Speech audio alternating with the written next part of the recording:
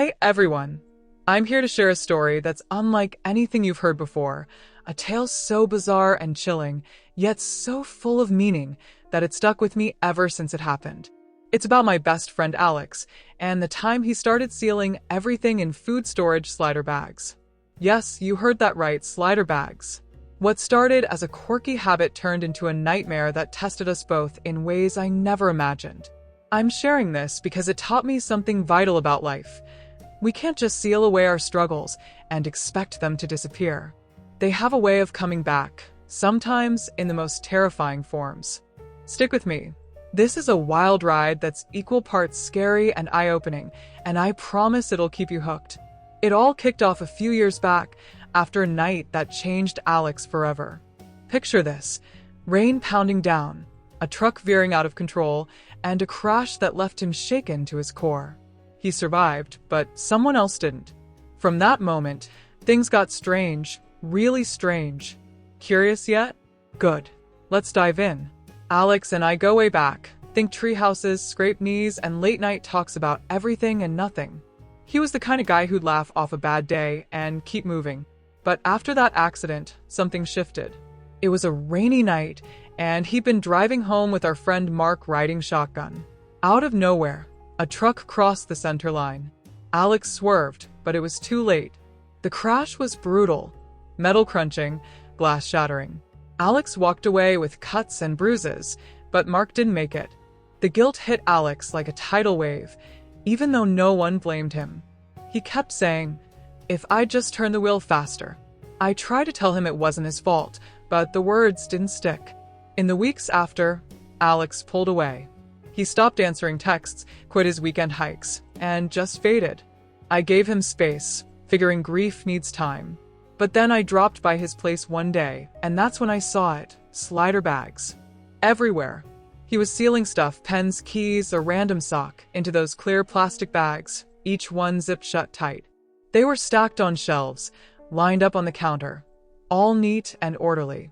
"Alex, what's with the bags?" I asked, keeping my tone light.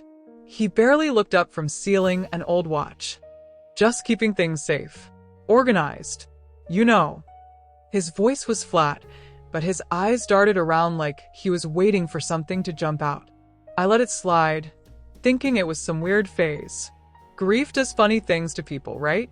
But it didn't stop there. Soon, he was sealing bigger stuff: books, his TV remote, even food he'd unseal right before eating. His apartment looked like a storage unit, every surface covered in those shiny bags glinting under the lights. I couldn't ignore it anymore. One night, over takeout at his place, I pushed. "Alex, come on. You're sealing everything. It's like you're trying to lock the world out." He set down a bag he'd just sealed, a fork of all things, and sighed. "Jamie, ever since that night, it feels like everything's slipping away. The bags, they help me hold on, keep the chaos out." I frowned. "But this isn't normal. Maybe talking to someone could." "No," he cut me off sharp. "I don't need a shrink. This works. You'll see." I wasn't so sure. After that, I started digging around online. I found out that those bags are made from polyethylene, designed to block air and moisture, keep things fresh. It hit me that Alex was trying to do the same, build some kind of shield around himself. But life doesn't work like that. You can't zip up the messy parts and call it fixed. Oh, and hey, speaking of messy, our channel's been growing like crazy lately, thanks to folks like you who love a good story. If this one's grabbing you so far, consider subscribing to keep up with more tales like this. It'd mean a lot. Anyway, back to Alex. His habit got worse. He'd seal his toothbrush, his shoes, anything he could fit in a bag. I kept checking in, but he'd just brush me off. Then one night, my phone rang at 2 a.m. It was Alex, voice shaky. "Jamie, I think I'm losing it. I sealed a photo of Mark, and now I hear him whispering." I bolted to his place. He was a wreck, pale, eyes sunken, pointing at a bag on his desk. Inside was a photo of Mark, smiling like nothing had ever gone wrong. "Listen," Alex said, thrusting it toward me. I humored him, leaning in, and then I heard it, soft, scratchy whispers coming from the bag. It sounded like Mark, murmuring something I couldn't make out. My stomach dropped. "That's not possible," I said. "Maybe it's just the plastic, or—" "It's him," Alex insisted. I sealed the photo to stop thinking about him, but now he's in there. I trapped something, his voice, my guilt, I don't know. I wanted to laugh it off, tell him he was imagining things. But the air felt heavy, and those whispers kept going, faint but real. I stayed over that night, crashing on his couch. As I lay there, the sound drifted through the dark, whispers from that sealed bag, like something alive was scratching to get out. That was the moment I knew this wasn't just about Alex's head. Something bigger, something darker, was waking up, and we were nowhere near ready for what came next. I didn't sleep that night. How could I? The whispers from that sealed photo of Mark kept drifting through the dark, faint but unmistakable. It wasn't just Alex's imagination. I'd heard them too. My mind raced, trying to make sense of it. Maybe it was the plastic crinkling, or the wind outside, or something.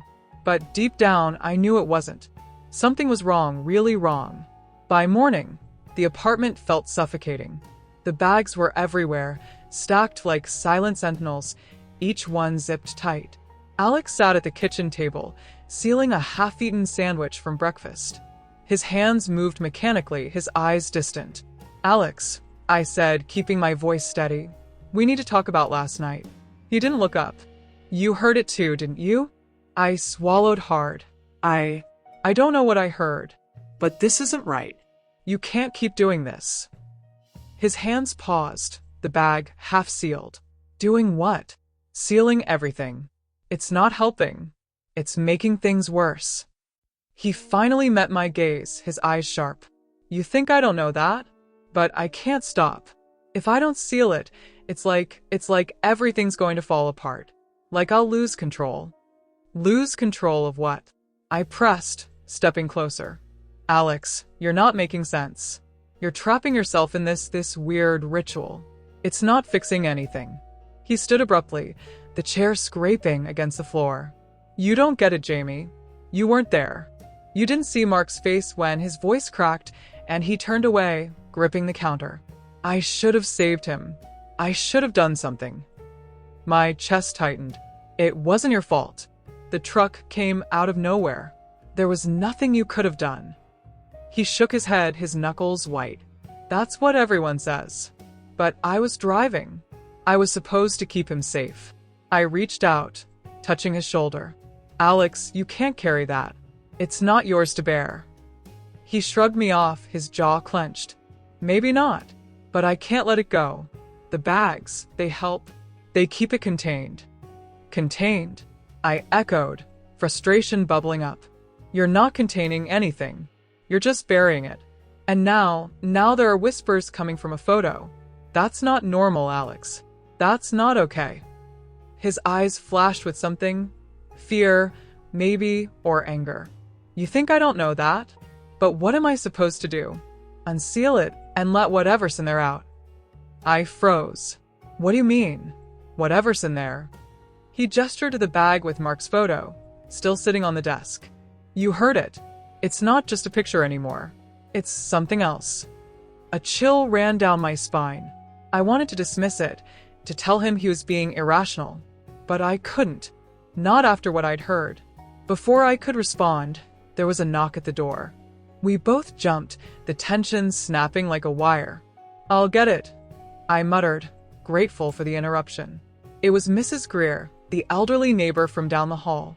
She smiled warmly, holding a plate of cookies. "I thought you boys might like a treat. I heard you up late last night." I forced a smile. "Thanks, Mrs. Greer. We were just catching up." Her gaze flickered past me, taking in the stacks of bags. "Is everything all right? It looks like you're preparing for a move." Alex stepped forward, his expression tight. "Just organizing. Thanks for the cookies." She nodded, but her eyes lingered on the bags, a hint of concern creasing her brow. "Well, if you need anything, dear, you know where to find me." As soon as the door closed, Alex slumped against it, exhaling shakily. "Even she notices. I'm losing it, Jamie. I set the cookies down, my mind racing. Maybe we should talk to someone. A therapist or... No, he snapped. I told you I don't need that. I just need to figure this out. Figure what out? I demanded. How to stop hearing voices from a bag. Alex, this is beyond us. We need help. He shook his head, his voice low. You don't understand. It's not just the photo. It's everything I've sealed. I think I've trapped more than just objects. A knot formed in my stomach. What are you talking about? He hesitated, then walked to a shelf and picked up a bag labeled memory. Inside was a shard of glass, jagged, stained with something dark. This is from the crash. A piece of the windshield. I stared at it, my throat dry. Why would you keep that? To remember, he whispered. To punish myself. But now I think I've sealed part of that night in here. Part of the pain, the guilt. And it's alive, Jamie. It's trying to get out. My heart pounded. That's impossible. Is it? He held the bag up, and for a moment, I swore I saw the glass twitch, like something inside was stirring. I stepped back, my breath catching. Alex, this is crazy. You need to stop. But he was already moving to another bag, this one labeled fear. Inside was a crumpled note, the handwriting shaky. This is the note Mark left me before the trip. He was scared of something, said he had a bad feeling. I ignored it, sealed it away. As he spoke, the bag seemed to pulse, the plastic stretching unnaturally. I blinked, sure I was imagining it. But the air felt thick, charged with something I couldn't name. Alex, put it down, I said, my voice trembling. He didn't listen. Instead, he reached for another bag, regret, and inside was a keychain, small and silver, shaped like a car. This was Mark's. He gave it to me as a joke, said I was a terrible driver. I laughed it off. But now, the keychain rattled inside the bag, though his hands were steady. My skin crawled. Alex, stop. Please. But he was lost in it now, moving from bag to bag, each one holding a piece of that night, each one seeming to come alive under his touch. The whispers grew louder, not just from the photo, but from all of them, a cacophony of murmurs filling the room. I grabbed his arm, yanking him back. Enough. You're making it worse. He blinked, as if waking from a trance, and the noise stopped. The bags fell silent, still and ordinary once more. For a moment, neither of us spoke. Then, Alex whispered, I can't unseal them, Jamie. If I do, it'll all come out. Everything I've been holding back. I didn't know what to say. Part of me wanted to grab the bags and rip them open, to prove it was all in his head. But another part, the part that had heard the whispers, seen the glass twitch, knew better. We need to find another way, I said finally. Something's happening here, and it's not just about your grief. But sealing it isn't working. It's only making it stronger. He nodded slowly, his face pale. Maybe you're right. Maybe I need to face it. Relief washed over me. Yes. We'll figure out together. But first, let's get out of here. Clear your head. He agreed, and we left the apartment, the bags sitting silently behind us. But as we walked down the hall, I couldn't shake the feeling that we were being watched, that something was waiting for us to return. That night, back at my place, I couldn't sleep again. My mind kept replaying the day's events, the whispers, the way the bags had seemed almost alive. I told myself it was stress, that Alex's paranoia was rubbing off on me. But deep down, I knew it was more than that. Around midnight, my phone buzzed. It was a text from Alex. I think I made a mistake. My heart sank. What happened? I typed back. I tried to unseal one of the bags, the one with Mark's note. But when I opened it, something came out. I stared at the screen, dread pooling in my gut. What do you mean, something came out? There was a long pause before his next message. I don't know, but it's here with me now, and it's not happy. I didn't hesitate. I grabbed my keys and ran. I raced through the dark streets, my heart pounding in time with the slap of my shoes on the pavement. Alex's text echoed in my mind. It's here with me now, and it's not happy. What did he mean? What had he unleashed?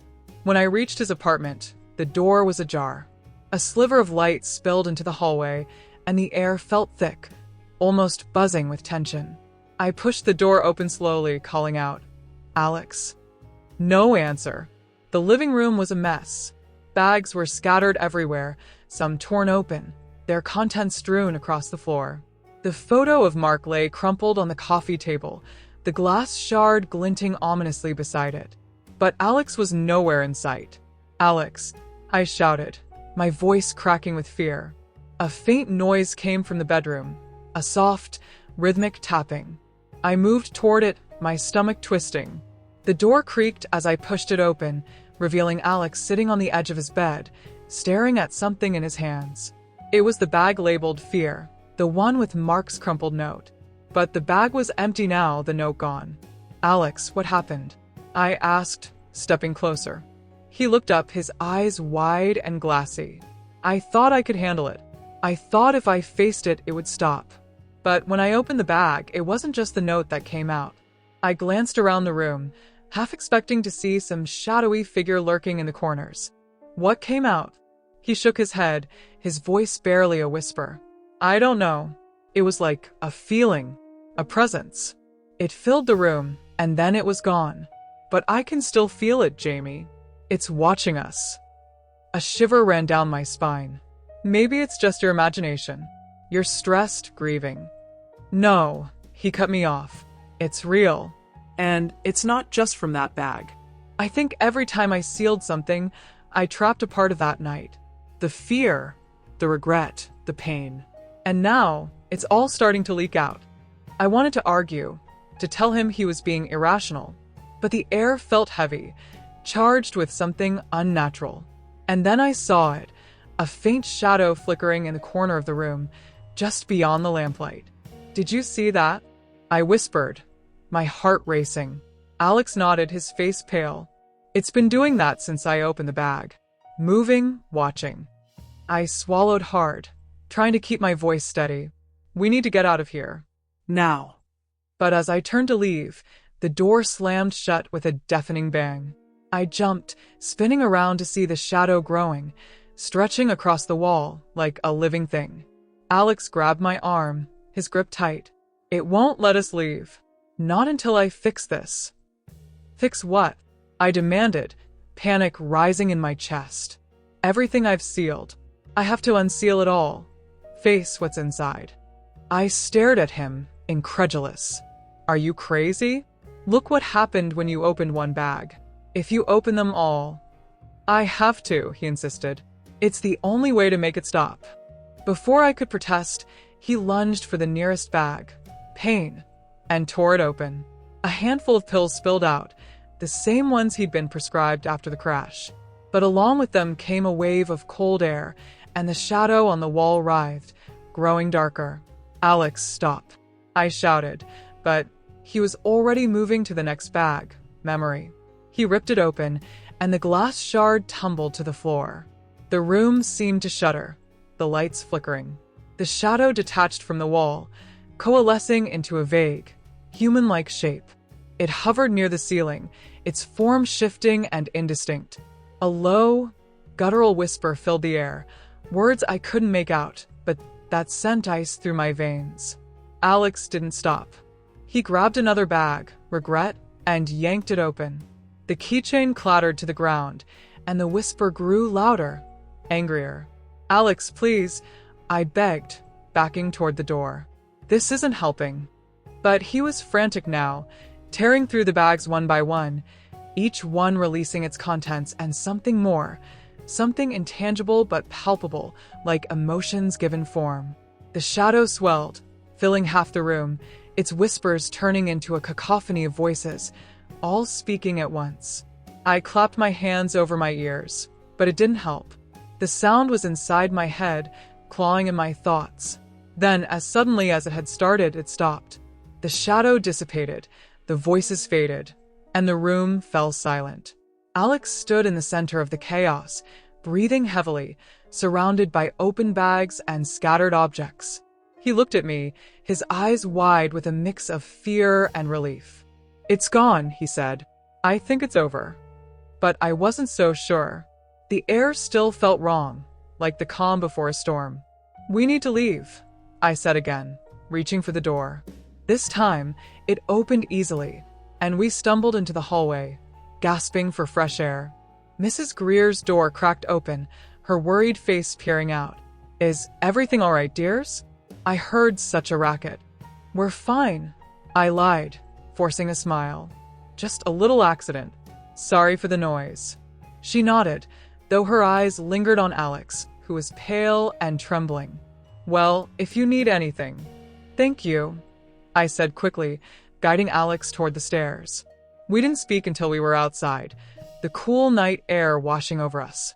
Alex leaned against the building, his head in his hands. I thought it would work. I thought if I faced it all at once. You can't force it, I said gently. Grief doesn't work that way. You have to let it come naturally, not trap it in bags. He laughed bitterly. Yeah, I guess not. But what do I do now? I can't go back in there. I thought for a moment. Stay at my place tonight. We'll figure it out in the morning. He nodded, and we walked to my apartment in silence, both lost in our thoughts.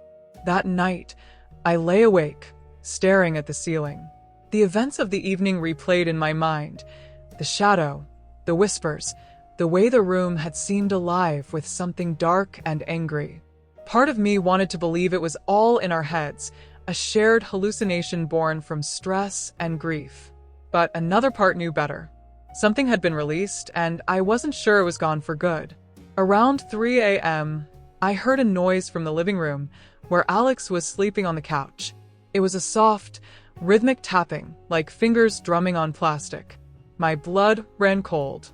I slipped out of bed and crept to the doorway, peering into the dim room.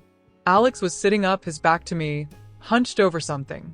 In his hands was a slider bag, half-sealed, containing a small, dark object I couldn't make out. Alex, I whispered. He didn't respond. The tapping continued, steady and deliberate. I stepped closer, my heart pounding. Alex, what are you doing?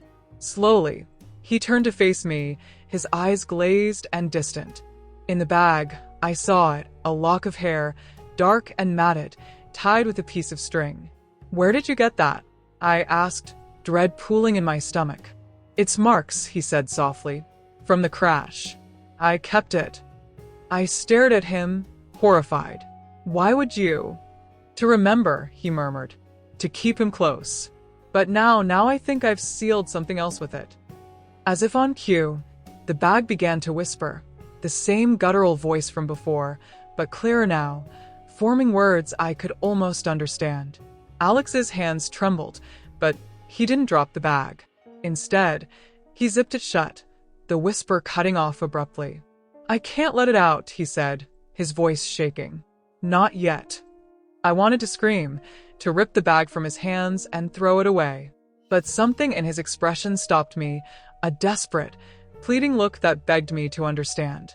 All right, I said finally, but we need to find a better way. This can't go on. He nodded, clutching the bag to his chest. I know. I'll try. But as I returned to my room, I couldn't shake the feeling that we were in over our heads.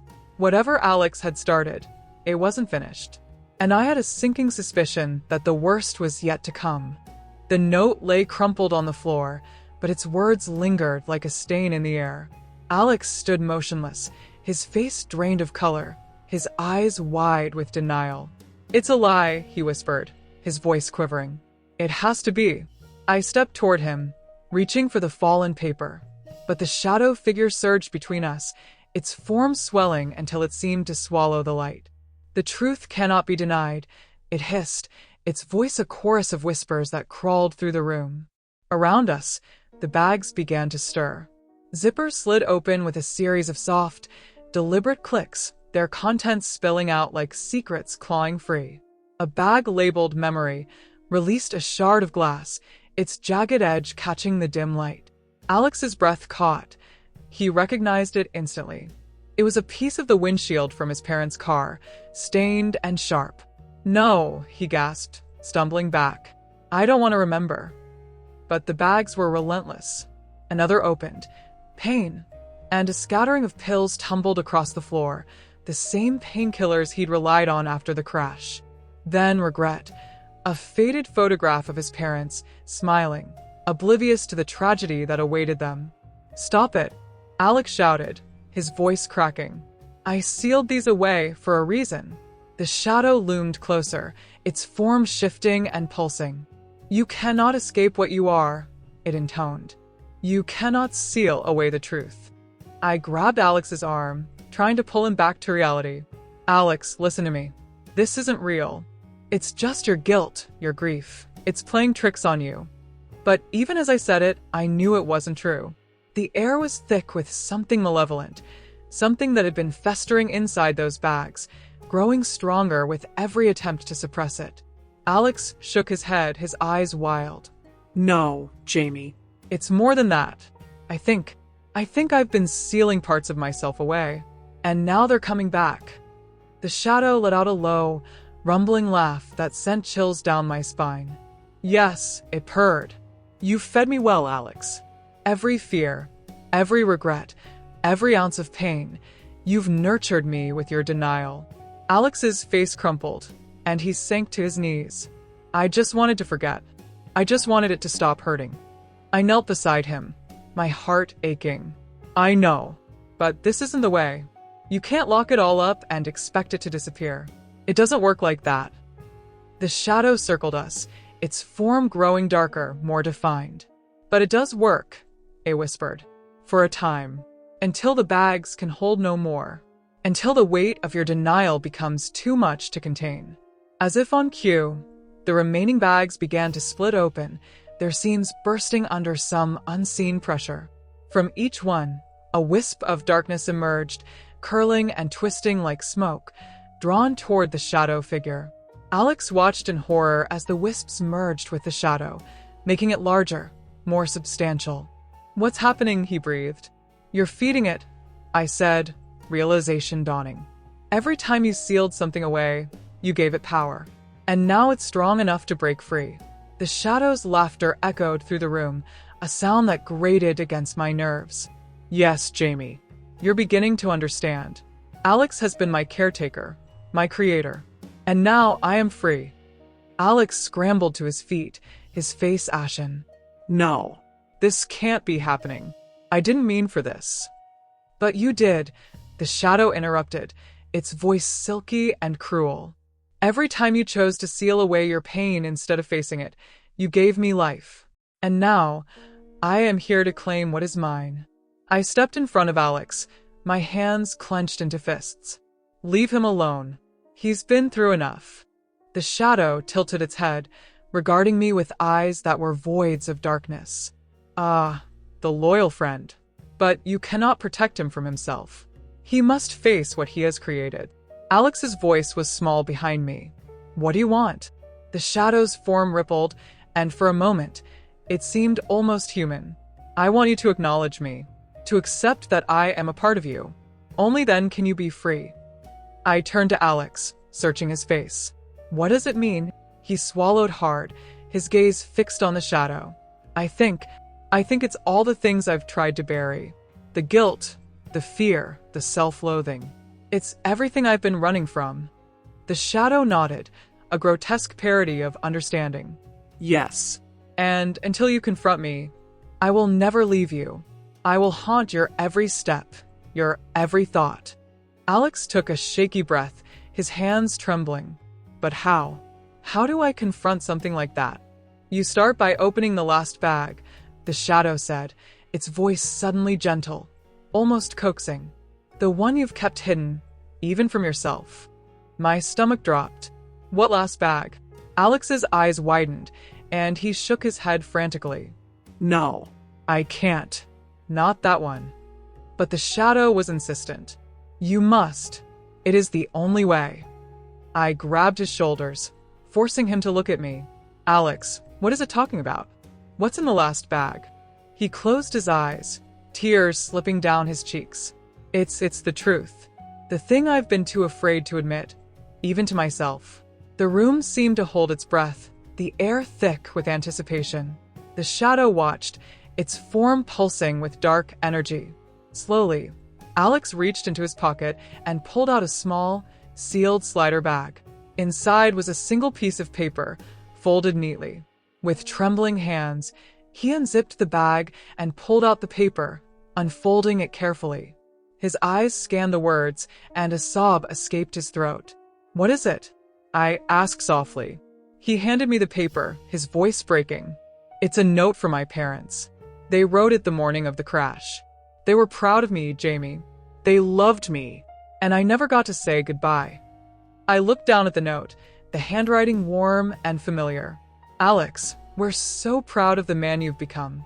Remember, no matter what happens, we love you. Always." The shadow shimmered, its form wavering. "Yes," it whispered. "Now, face the truth. You are not to blame for their deaths. It was an accident, a terrible, unavoidable accident." Alex fell to his knees, clutching the note to his chest. "But I was driving. I should have." "No," the shadow said firmly. "You did everything you could. The guilt you carry is not yours to bear. Let it go." I watched in awe as the shadow began to shrink, its darkness fading with each word. Alex's sobs filled the room, raw and cathartic, as years of pent-up grief poured out. The bags around us lay open and empty, their contents scattered but no longer menacing. The oppressive atmosphere lifted, replaced by a sense of release. As Alex cried, the shadow dwindled until it was nothing more than a wisp, barely visible in the dim light. "Remember," it said, its voice faint, "you cannot seal away your pain. You must face it, embrace it, and let it heal."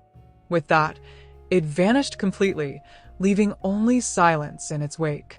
I knelt beside Alex, wrapping my arms around him as he wept. "It's okay," I murmured. "You're going to be okay." He nodded through his tears, clinging to me like a lifeline. I think I can start to forgive myself now." We stayed like that for a long time, surrounded by the remnants of his obsession, but finally free from its grip. The morning light filtered through the blinds, casting long shadows across the floor. The apartment looked like a storm had swept through it, bags torn open, their contents spilled across every surface. The photo of Mark lay crumpled on the coffee table, its frame cracked. Pills were scattered like confetti, and the shard of glass glinted ominously in the sunlight. Alex and I worked in silence, gathering the debris of his obsession. The air felt lighter now, the oppressive weight of the previous night lifted. But as I picked up a torn bag labeled Fear, I couldn't help but wonder if we'd truly banished the darkness or merely pushed it back for a time. Alex was kneeling by the bookshelf, carefully collecting the pills into a small container. His hands were steady, but his face was drawn, shadows under his eyes speaking of a sleepless night. "How are you holding up?" I asked, breaking the silence. He glanced up, offering a weak smile. "Better, I think. It's like a weight has been lifted. But I'm scared, Jamie. Scared that it'll come back." I nodded, understanding. "It might. But you're not alone this time. We'll face it together." He exhaled, some tension leaving his shoulders. "Thanks. I don't know what I'd do without you." We continued cleaning, the rhythmic motions soothing in their own way. As I reached under the couch to retrieve a stray pill bottle, my fingers brushed against something smooth and plastic. I pulled it out, a small slider bag, its label faded but still legible. "First day." Inside was a crayon drawing, the kind a child would make, with stick figures and a lopsided sun. "Hey, Alex, look at this," I said, holding it up. He came over, his brow furrowing. "I don't remember sealing that." I handed it to him, watching as he carefully unzipped the bag and pulled out the drawing. His eyes softened as he traced the lines with his finger. "This is for my first day of school.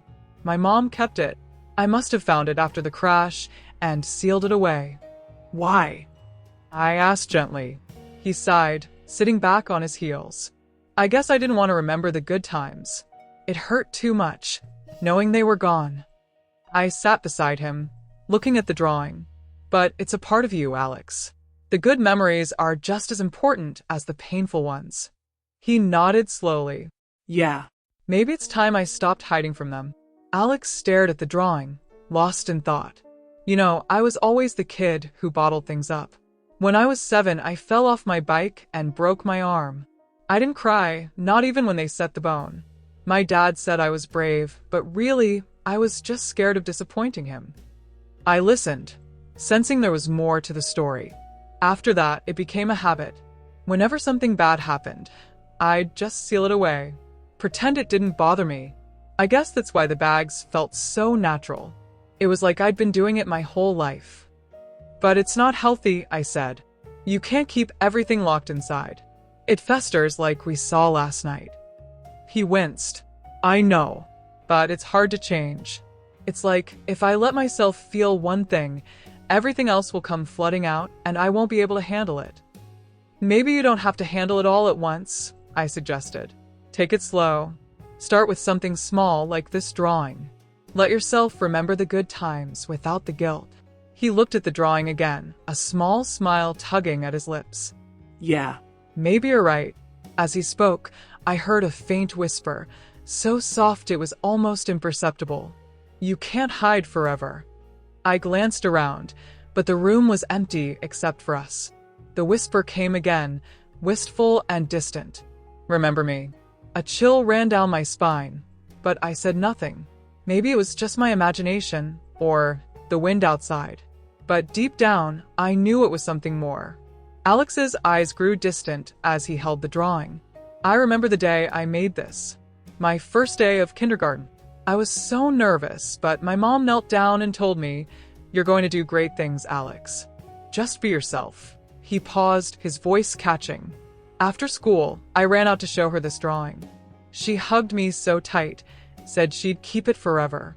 And she did. Even after the crash, I found it in her things.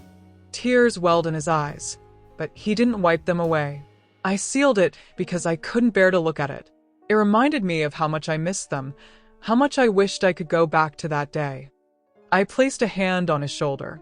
It's okay to miss them, Alex. It's okay to feel that pain. It's part of loving them. He nodded, swallowing hard. I know, but it's hard. Every time I think about them, I also think about the crash, about how I couldn't save them. That's not your fault, I said firmly. You have to believe that. I'm trying, he whispered. Maybe keeping this drawing out will help me remember the good times, not just the bad. As he spoke, the whisper returned, clearer this time. Forgiveness starts with yourself. I froze, my heart skipping a beat. Did you hear that? Alex looked at me, confused. Hear what?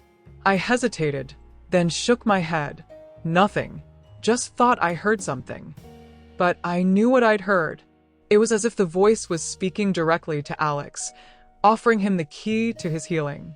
With newfound determination, Alex began sorting through the remaining items, deciding what to keep and what to let go. He kept the drawing, of course, and a few other mementos that brought him joy. The painful reminders, the pills, the glass shard, he placed in a box to dispose of later. I'm not going to seal anything away anymore, he declared. From now on, I'll face things as they come. I clapped him on the back. That's the spirit. And remember, you don't have to do it alone. I'm here for you. He grinned, a genuine smile that reached his eyes. I know. Thanks, Jamie. As we finished cleaning, the apartment felt different, brighter, more open. It was as if, by unsealing his past, Alex had let in the light. Later that afternoon, we stepped out into the crisp air, the sun warming our faces. Alex took a deep breath, as if inhaling the world for the first time. I think I'm ready to start over, he said. I smiled, proud of how far he'd come. Good. How about we grab some coffee to celebrate? Sounds perfect, he agreed. As we walked down the street, I glanced back at the apartment building. For a moment, I thought I saw a shadow flicker in the window, but when I blinked, it was gone. Maybe it was nothing, or maybe it was a reminder that some things once unleashed can never be fully sealed away again. But for now, Alex was taking steps forward, and that was enough. We found a cozy coffee shop around the corner, the kind with mismatched furniture and the smell of fresh pastries. As we sat by the window, sipping our drinks, Alex looked out at the bustling street. He said thoughtfully, I think I'm going to start therapy. Really work through this stuff properly. I raise my cup in a toast. That's a great idea. And if you ever need a sounding board, you know where to find me. He clinked his cup against mine. Deal. For a moment, we sat in comfortable silence, watching the world go by. It wasn't the end of Alex's journey, but it was a beginning. And sometimes that's all you need.